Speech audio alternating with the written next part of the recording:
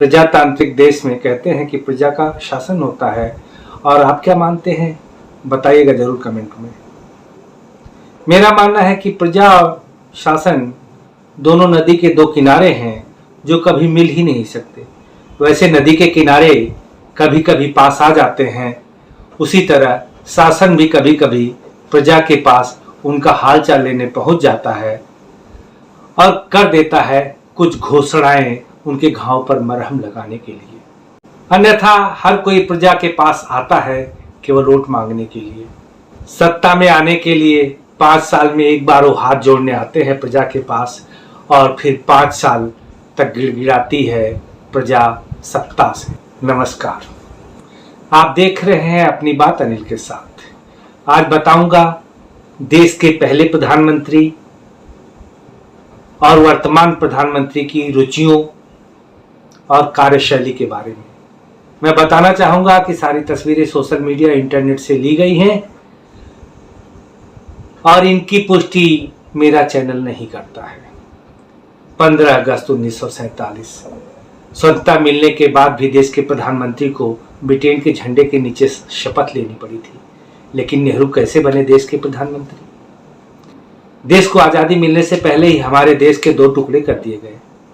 और ये 2 टुकड़े इसलिए कि महात्मा गांधी जी के 2 शिष्य थे जो दोनों प्रधानमंत्री बनना चाहते थे, लेकिन प्रधानमंत्री पद के 2 टुकड़े तो किए नहीं जा सकते थे, इसलिए कर दिए देश के 2 टुकड़े। प्रधानमंत्री पद के 2 दावेदार थे, एक थे मोहम्मद अली जिन्ना और दूसरे थे जवाहरलाल नेहरू। और इसका फैसला लेने वाले थे महात्मा गांधी। महात्मा गांधी जी का हाथ जिन्ना के कंधे पर जरूर था, लेकिन दिल से वो नेहरू के साथ थे। और वैसे नेहरू तो दावेदार थे ही नहीं, बल्कि असली दावेदार तो सरदार वल्लभ भाई पटेल थे। लेकिन गांधी जी के दिल में नेहरू थे, इसलिए पटेल का नंबर आता भी तो कैसे। जिनको महात्मा गांधी जी ने प्रधानमंत्री बनाकर हम पर थोपा, थोड़ा उनके बारे में जान लेते हैं। 1989 में जवाहरलाल नेहरू का जन्म हुआ था। तारीख थी 14 नवंबर, जिसे हम बाल दिवस के रूप में भी मनाते हैं। लेकिन आज उनकी जो भी तस्वीर दिखाऊंगा, अनुरोध है कि कोई भी बाल उसे न देखें।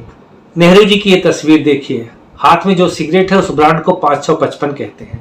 कहा जाता है कि वो एक बार भोपाल गए थे और भोपाल में इस ब्रांड की सिगरेट नहीं मिली तो एक विशेष विमान को इंदौर भेजा गया और जहां उनकी ब्रांड की सिगरेट तैयार थी और विशेष विमान से उसे भोपाल लाया गया था। कहा तो यह भी जाता है कि इनके कपड़े विदेश में प्रेस होकर आते थे।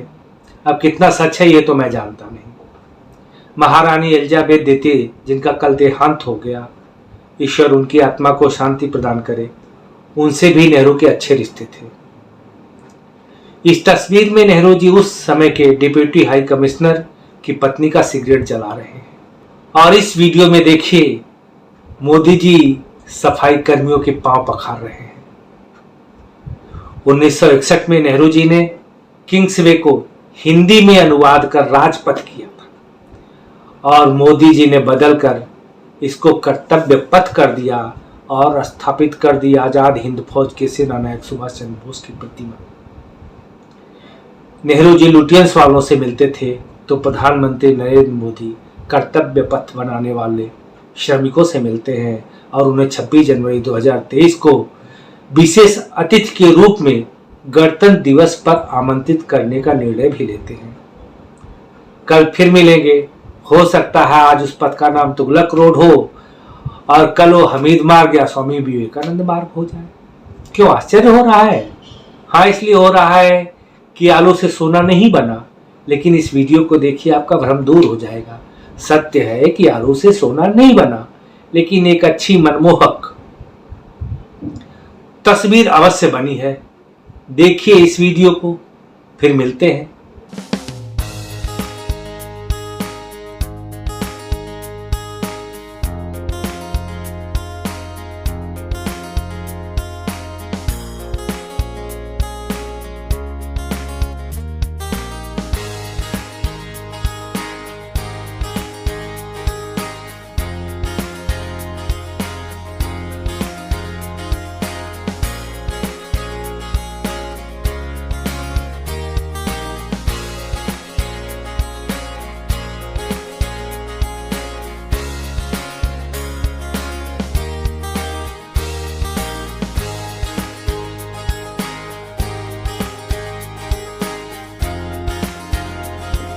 देख लिया कितनी अच्छी शक्ल बनी है, लेकिन लुभाने के लिए आप लोभ में ना आए, और मैं जानता हूं कि मेरे दर्शक लोभी हो ही नहीं सकते।